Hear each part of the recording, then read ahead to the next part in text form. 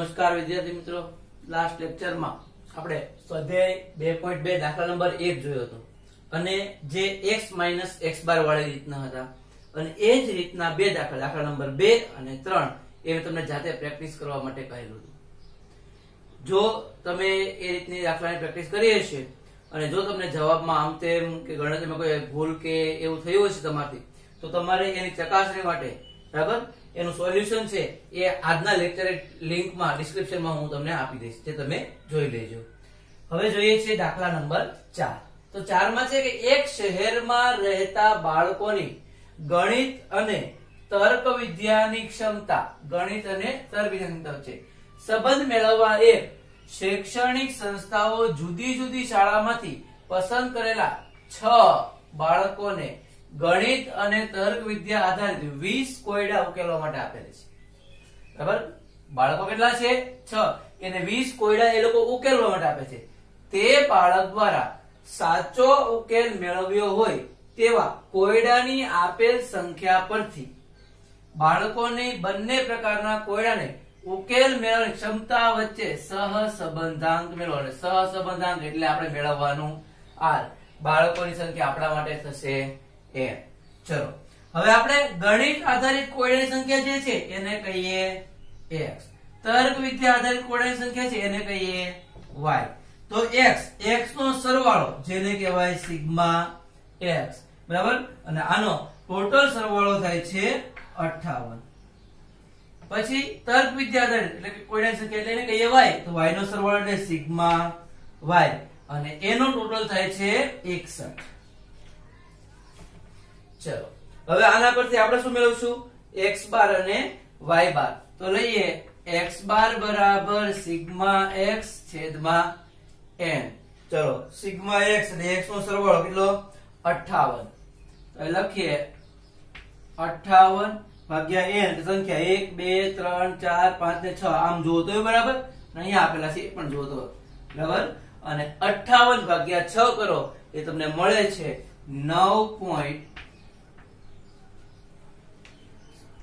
9.67. હવે લઈએ છીએ y બાર. ચલો તો અહીંયા આવશે y બાર. y બાર બરાબર સિગ્મા y છેદમાં n અને સિગ્મા y એટલે y નો સરવાળો એ કેટલો છે? 61. તો 61 ભાગ્યા 6 અને 61 ભાગ્યા 6 કરો એટલે તમને આન્સર મળે છે 10.17. x બાર અને y બાર બંને અપૂર્ણાંક છે. હવે એક અપૂર્ણાંક હોય બંને અપૂર્ણાંક હોય ત્યારે રીત કઈ લેવાની? સીધી રીત કે ટૂંકી રીત, એટલે કે xy અથવા uv વાળી રીત જે અપૂર્ણાંકમાં આવે છે તે. ચલો તો હવે અત્યારે જો તમારા અંક 20 કે એનાથી નાની સંખ્યા આવતી હોય, આ બધા અંક જે આપેલા છે x ચલના y ચલના એ 20 કે એનાથી નાની હોય તો સીધી રીત લેવાની જે xy વાળી છે, અને એનાથી બહુ વધારે મોટી હોય તો uv વાળી રીત. બરાબર, ચલો તો અત્યારે xy વાળી રીત લઈએ. તો xy વાળી રીત પ્રમાણે આપણું સૂત્ર r બરાબર n into sigma xy minus sigma x into sigma y છેદમાં રૂટમાં n into sigma x square minus sigma x આખાનો સ્ક્વેર into બીજા રૂટમાં n into sigma y square minus sigma y આખાનો સ્ક્વેર. હવે આપણે ગણતરીમાં એ વસ્તુ છે એની જરૂર છે લઈએ. જો n બરાબર 6. હવે સિગ્મા xy આ x અને y નો ગુણાકાર ને પછી થાય એનો સરવાળો. x અને y છે એ બંનેનો શું કરવો પડશે? ગુણાકાર. ચલો હવે x અને y નો ગુણાકાર એટલે કે થશે xy. તો 12 ગુણ્યા 11 બરાબર એ આવશે 132. 10 ગુણ્યા 8 એટલે 8 10 80. 9 ચોક 36. 10 સત્તા ને 70. 13 ગુણ્યા 8 એટલે કે 104 અને 16 ગુણ્યા 11 તો 176. અને આ બધાનો સરવાળા માટે સિગ્મા અને આનો સરવાળો એટલે કે xy. તો સિગ્મા xy બરાબર 598. ચલો આ કોલમ તૈયાર. હવે સિગ્મા એક્સ તો કે એક્સ નો સરવાળો લખાશે, સિગ્મા વાય તો y નો સરવાળો. ચલો ઉપરની કોલમ આખી આપણને મળી ગઈ. હવે નીચે જોઈએ તો રૂટમાં n એટલે 6 સિગ્મા x નો સ્ક્વેર. તો હવે તમારે અહીંયા x નો સ્ક્વેર અને a નો સરવાળો એટલે અહીંયા થાય સિગ્મા x નો સ્ક્વેર. તો ચાલો x છે એ બધાનો વર્ગ અને બધાનો સરવાળો. ચલો તો 12 નો વર્ગ તો કે 144, 8 નો વર્ગ 64, 9 નો વર્ગ 81, 10 નો વર્ગ 100, પછી પાછો 8 નો વર્ગ 64, 11 નો વર્ગ 121 અને સરવાળો થશે 574. હવે સિગ્મા x આખાનો સ્ક્વેર તો સિગ્મા x તો છે જ 58 આખાનો સ્ક્વેર. હવે અહીંયા n ઇન્ટુ y સ્ક્વેર એટલે અહીંયા શું મેળવવું પડશે? હવે y ના બધા ચલ એનો વર્ગ અને એ બધાનો સરવાળો એટલે સિગ્મા y સ્ક્વેર.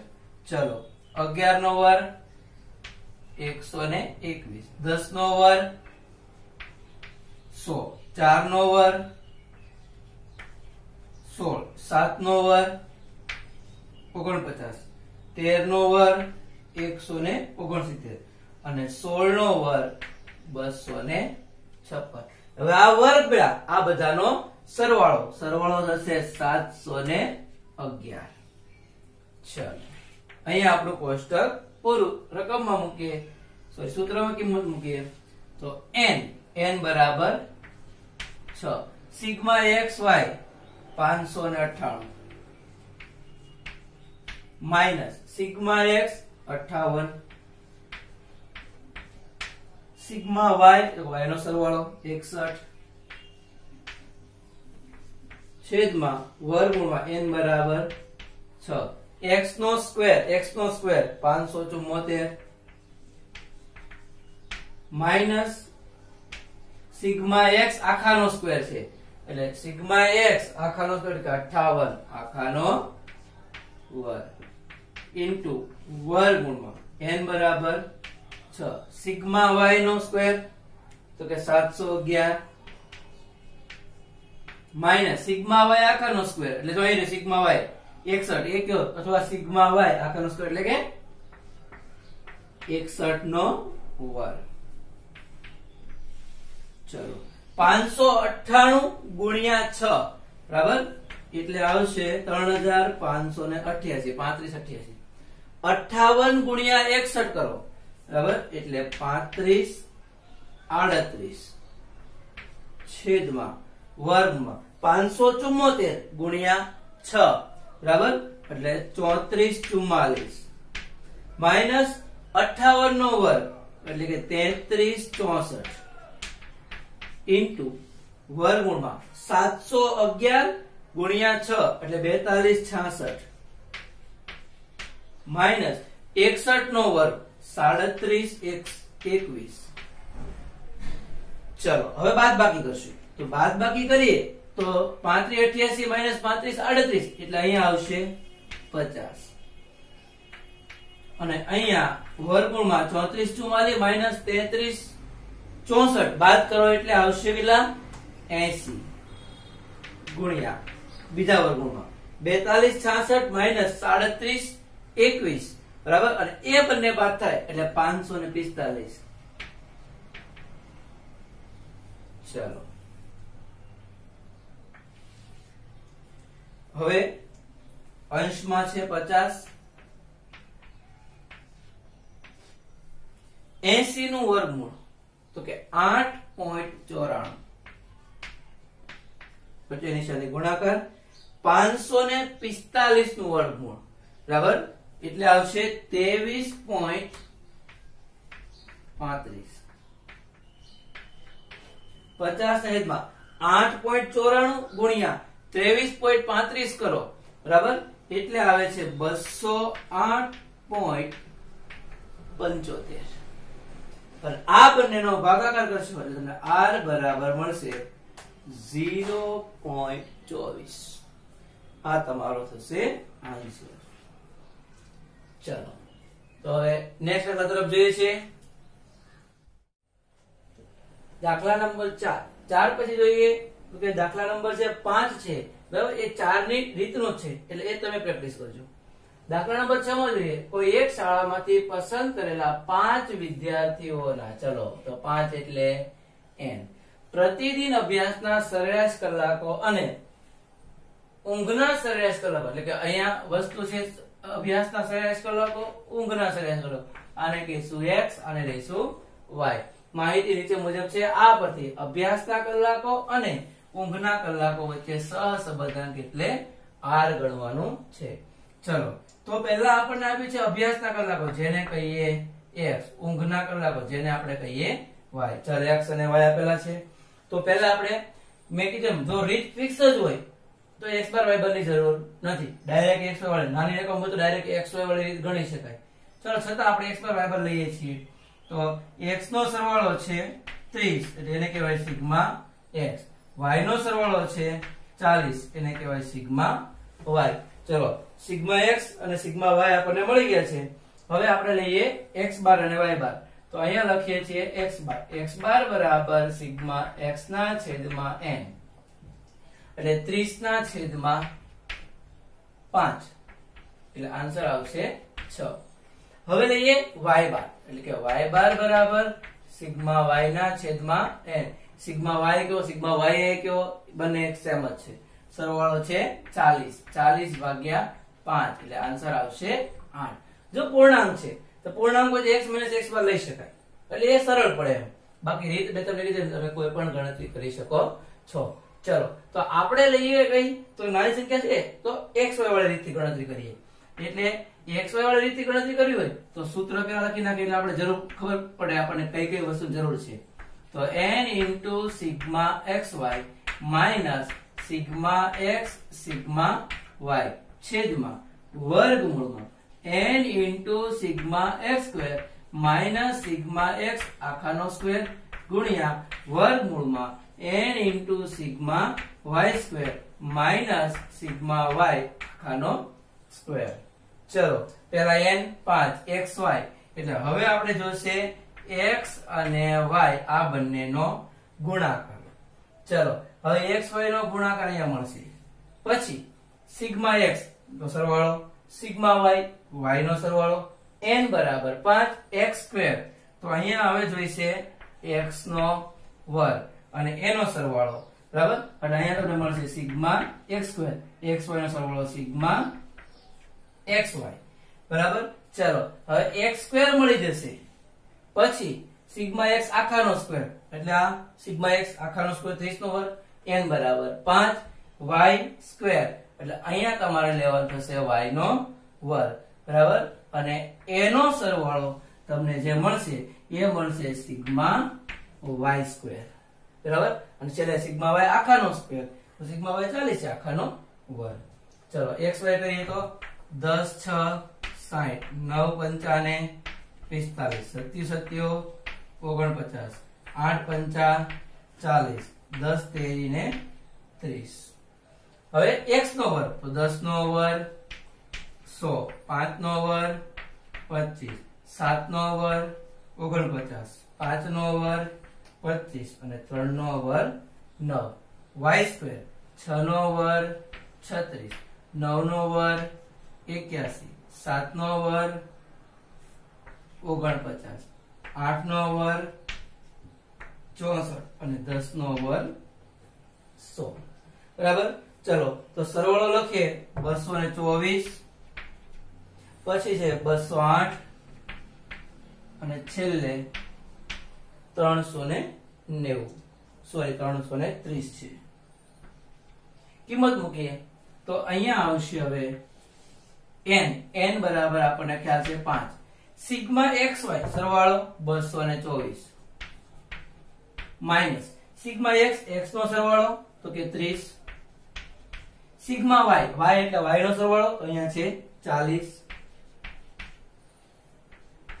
વર્ગમૂળમાં n બરાબર 5 ગુણ્યા x નો વર્ગ સિગ્મા x વર્ગ 208 માઇનસ સિગ્મા એક્સ આખાનો સ્ક્વેર, સિગ્મા એક્સ એટલે 30, 30 આખાનો સ્ક્વેર વર્ગમૂળમાં n બરાબર 5, sigma y square, sigma y square 330 minus sigma y 40 એટલે કે 40 આખાનો સ્ક્વેર. ચલો આગળ ગણતરી લખીએ.